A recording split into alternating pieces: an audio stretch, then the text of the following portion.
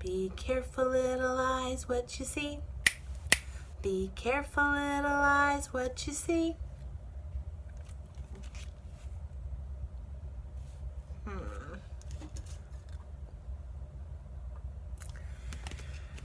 Well, how much is too much for young children when it comes to Halloween and images and all the scary things?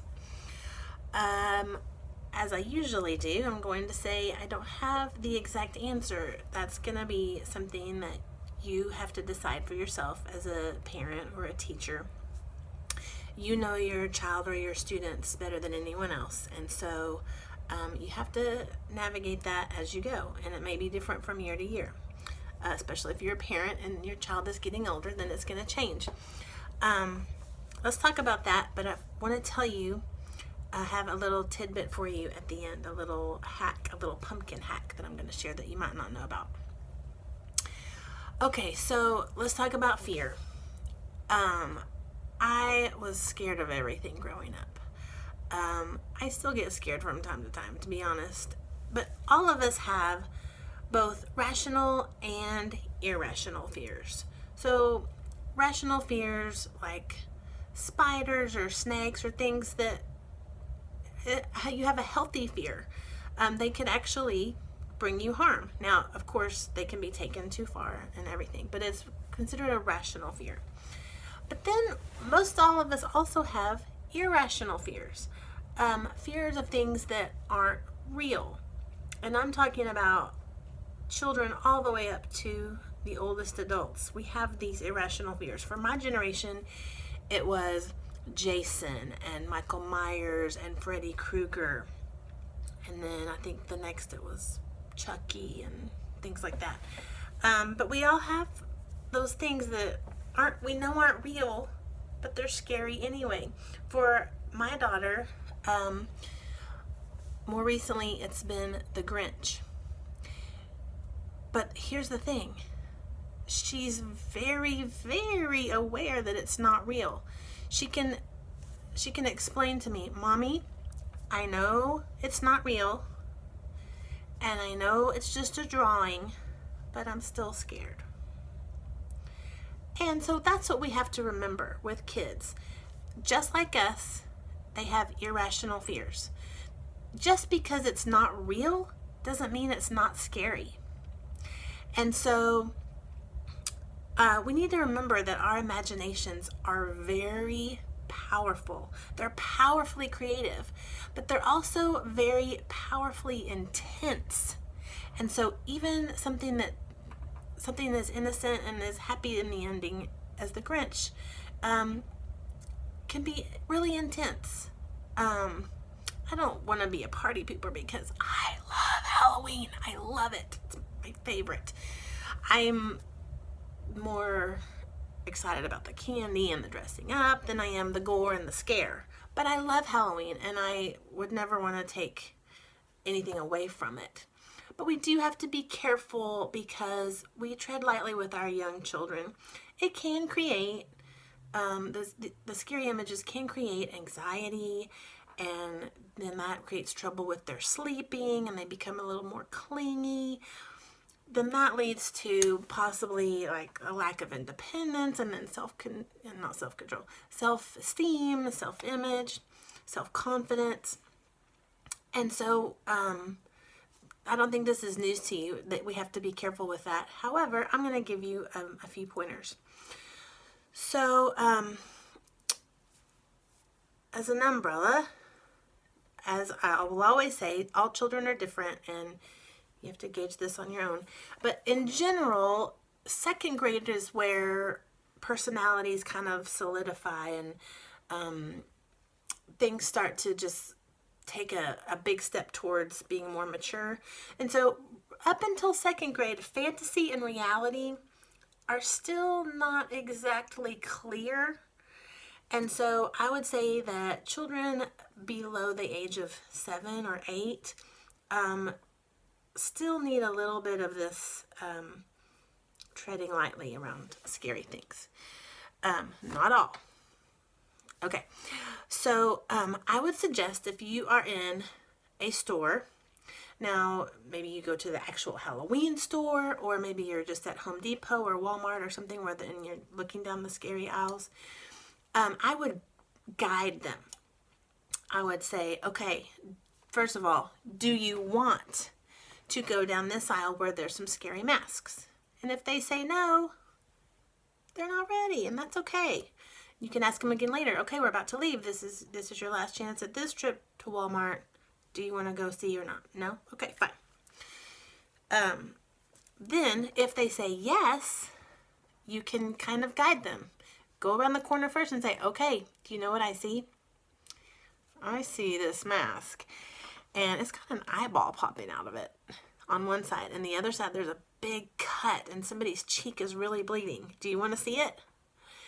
And if they say, yeah, then that was their choice, and you gave them a minute to process what they might be about to see, that kind of thing.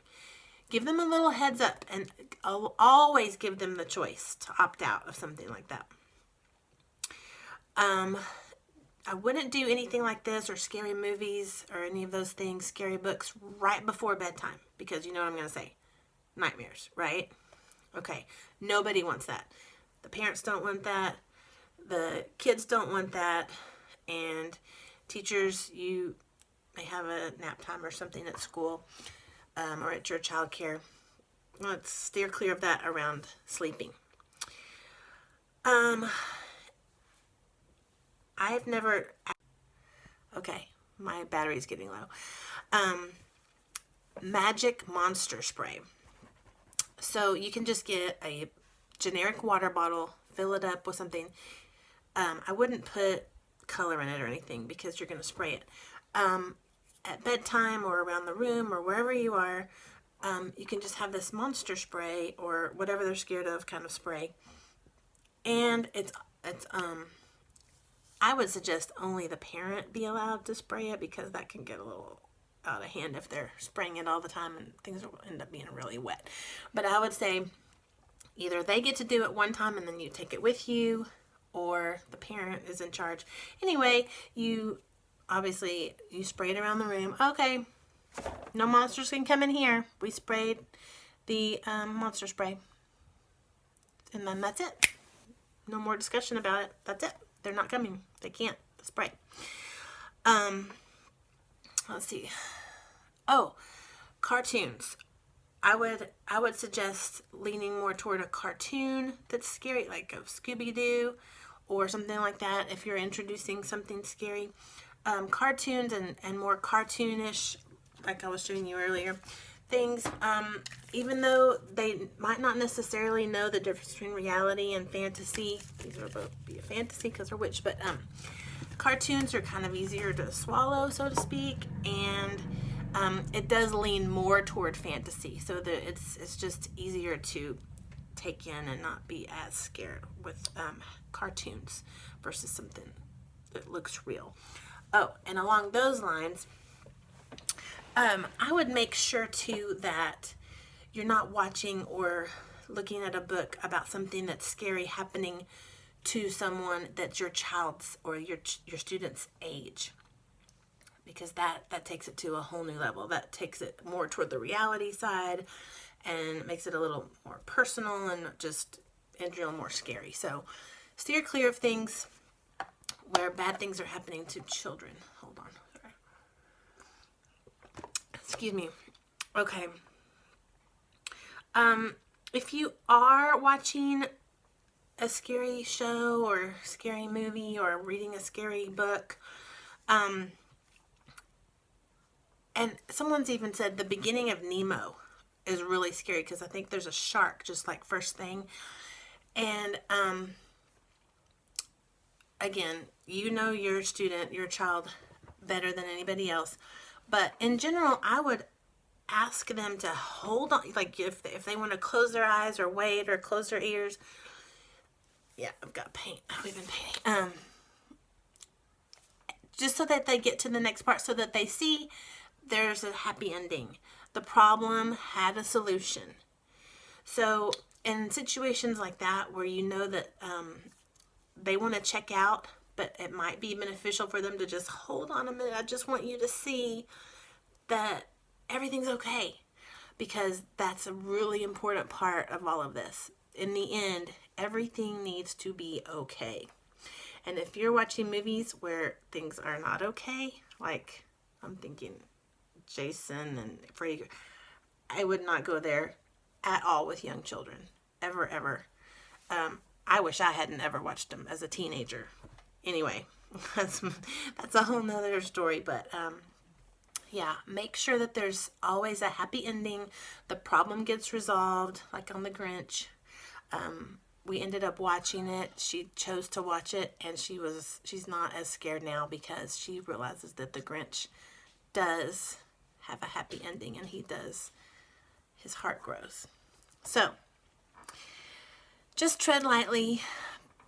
Make sure that you're not doing anything that causes anxiety, and have fun. If they're having fun, then they're gonna have a great time. Happy Halloween, everybody. Thank you for watching until the end. I hope you'll pass this along, share it with all your friends and family and fellow educators. I appreciate it very much. So here is your pumpkin hack.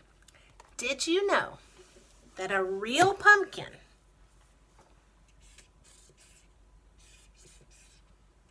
can be a dry erase board? If I wasn't doing this with my left hand, I would be able to erase it a little better. But yes, isn't it awesome? The possibilities are endless. Happy Halloween, everyone.